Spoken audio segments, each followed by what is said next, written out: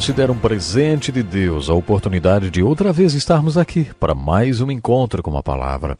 Estou muito feliz com a sua participação nesse estudo da Bíblia. Estamos estudando um livro de cada vez e já estamos no Novo Testamento, no livro de Atos. Acomode-se e siga conosco. No final do capítulo 15 de Atos, lemos que Paulo e Barnabé exerceram um grande ministério juntos. Eles estavam para começar a segunda viagem missionária e Barnabé queria que o jovem João Marcos fosse com eles. João Marcos era sobrinho de Barnabé e já os tinha acompanhado na primeira viagem, mas quando a perseguição começou, Marcos voltou para casa. Paulo não viu com bons olhos essa atitude de Marcos e por isso disse que não queria que ele os acompanhasse na segunda viagem. O livro de Atos relata um fato triste. A contenda entre Paulo e Barnabé foi tão grande que os dois acabaram se separando. Paulo levou Silas e foi numa direção. Barnabé levou João Marcos e seguiu em outra. Mas em 2 Timóteo, capítulo 4, versículo 11, no final de sua vida, Paulo fez o seguinte pedido a Timóteo: traga Marcos com você, porque ele me é útil para o ministério. Por que será que esse jovem que na primeira viagem missionária, quando a perseguição começou, voltou para casa, no final da vida de Paulo, era um ministro tão indispensável? Porque um homem estava sempre segurando firme na mão de João Marcos e continuou a ministrá-lo, mesmo quando o apóstolo Paulo desistiu dele. Barnabé nunca desistiu de João Marcos. No final, esse jovem Marcos acabou se tornando um ministro precioso para o trabalho de Paulo. Esse João Marcos é o mesmo Marcos, autor do segundo evangelho, o Evangelho de Marcos. Na sua leitura do livro de Atos, você vai se deparar com vários personagens da história da igreja, alguns importantes como Pedro e Paulo, mas não subestime os outros, aparentemente menos importantes como Barnabé, cujo dom não o colocava tão em evidência como Pedro e Paulo. Talvez o dom que você tem seja como o de Barnabé, um dom muito importante.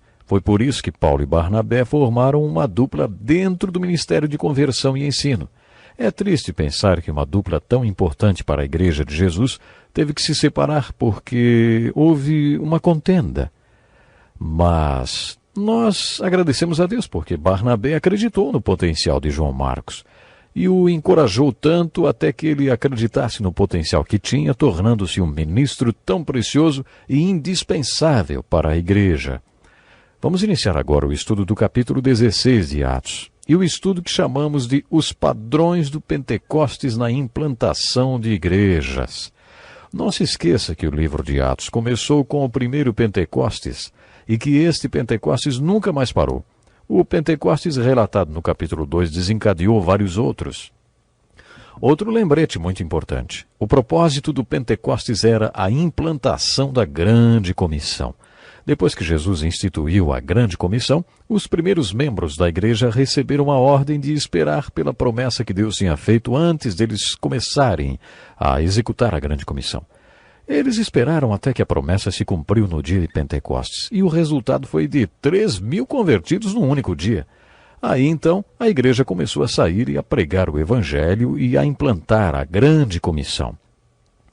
Vamos nos deter nos pontos de ligação da pregação do Evangelho descrita no livro de Atos. Um desses pontos, sem dúvida alguma, foi a conversão de Saulo de Tarso. Paulo teve o seu Pentecostes pessoal na estrada de Damasco e na sua experiência no deserto árabe. Isso fez com que a igreja ganhasse um grande líder, o pioneiro no trabalho missionário descrito no livro de Atos. Quando chegamos no capítulo 16, lemos que Paulo tinha iniciado sua viagem missionária e que queria ir para a Ásia para pregar o Evangelho. Nesse momento ele teve outra experiência pentecostal. Lemos que o Espírito Santo interviu e Paulo foi impedido de pregar na Ásia. Paulo e seus amigos queriam ir para a Mísia e Betínia, regiões da Ásia, mas o Espírito Santo os impediu e eles desceram para Troade. Naquela noite, Paulo teve uma visão na qual um homem da Macedônia estava em pé e lhe suplicava: passe a Macedônia e ajude-nos. Depois desta visão, Paulo partiu imediatamente para a Macedônia, concluindo que era para lá que Deus o havia chamado para pregar o Evangelho. A estratégia de missões por todo o mundo é muito importante dentro da igreja.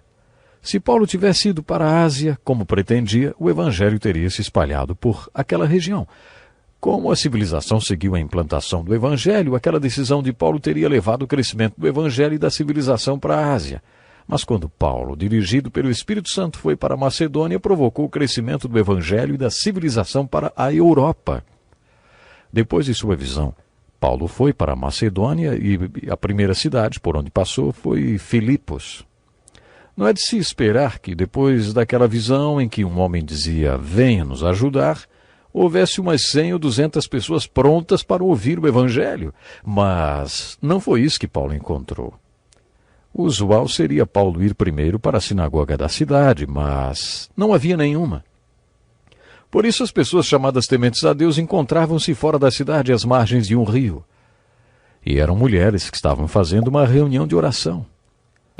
Paulo começou com o que tinha. Ele pregou o Evangelho para aquelas mulheres judias. Entre elas havia uma mulher temente a Deus chamada Lídia, vendedora de tecido de púrpura. Ela era uma costureira e provavelmente fazia roupas para pessoas da realeza. É isso que vendedora de tecido de púrpura quer dizer. Ela adorava a Deus e, conforme o relato bíblico, ela ouviu Paulo. Isaías, no capítulo 53 do seu livro, pergunta, quem creu em nossa mensagem e a quem foi revelado o braço do Senhor? Poderíamos parafrasear a pergunta assim, quem foi que ouviu a pregação do Evangelho de Jesus Cristo? Jesus disse, aquele que tem ouvidos, ouça. É interessante, numa mesma pregação, alguns ouvirem o Evangelho e outros não. Essa mulher Lídia ouviu e abriu seu coração para o Evangelho. Depois ela também abriu sua casa para Paulo e para os outros missionários que estavam com ele. Que coisa linda, não é mesmo? Enquanto Paulo abria a palavra de Deus, o Senhor abria o coração daquela mulher. E ela abriu sua casa. A casa de Lídia mais tarde tornou-se a primeira igreja da Europa. Se hoje você fizer um tour pela Europa, verá todo tipo de catedrais e igrejas.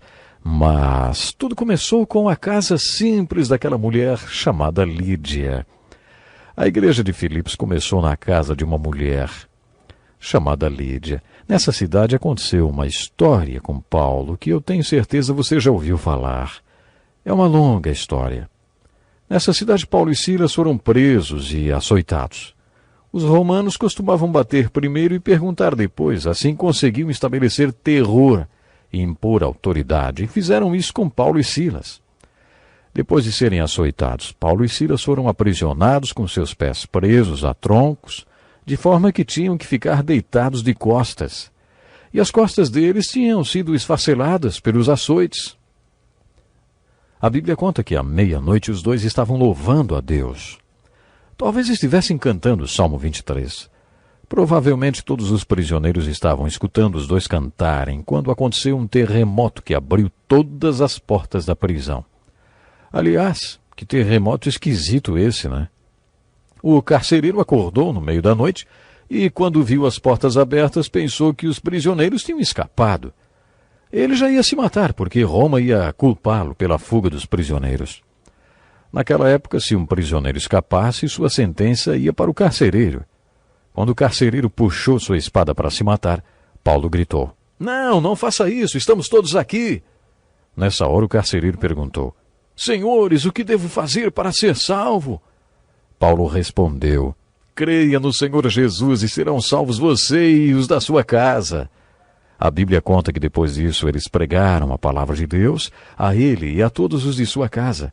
Naquela mesma hora da noite o carcereiro lavou as feridas deles e, em seguida, ele e todos os seus foram batizados. Então os levou para sua casa, serviu-lhes uma refeição e, como todos os de sua casa, alegrou-se muito por haver crido em Deus. É realmente uma história maravilhosa, hein? Muitas pessoas acham que a promessa, creia e serão salvos você e os da sua casa, significa que, se eu sou salvo porque acredito em Jesus Cristo, todos da minha casa também serão. Mas quero que você perceba que cada um dentro daquela casa creu. E creu que a palavra de Deus era a palavra de Deus.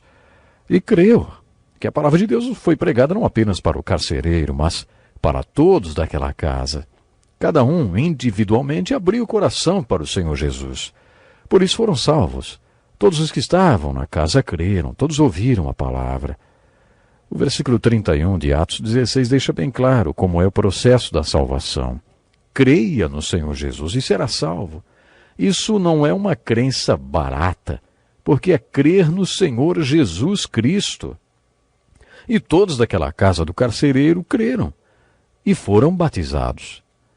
Cada um desses três nomes revela algo diferente sobre ele. Cristo, eu falei, crer no Senhor Jesus Cristo.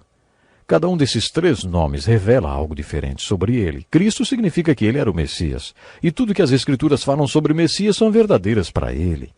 Por exemplo, Deus Todo-Poderoso e Pai Eterno. Tudo que se refere ao Messias aplica-se a Cristo Jesus. Quando o chamamos de Salvador, estamos professando isso. Jesus significa Salvador. Portanto, acreditamos que ele é Salvador. Quando o chamamos de Senhor, estamos fazendo dele nosso Senhor. O autor do livro O Preço do Discipulado, Dietrich Bonhoeffer, cunhou a expressão graça barata, referindo-se à opinião que as pessoas têm sobre serem salvas pela graça, mas uma graça barata. Elas acreditam que seja fácil ser salvo. Se você entender bem o Novo Testamento, verá que não existe nada barato, nem graça barata, nem crença barata. É preciso compreender o que significa crer no Senhor Jesus Cristo. Foi isso que Paulo disse àquele carcereiro, e ele creu, foi salvo e batizado. Muitos acreditam que esse era o homem da visão de Paulo.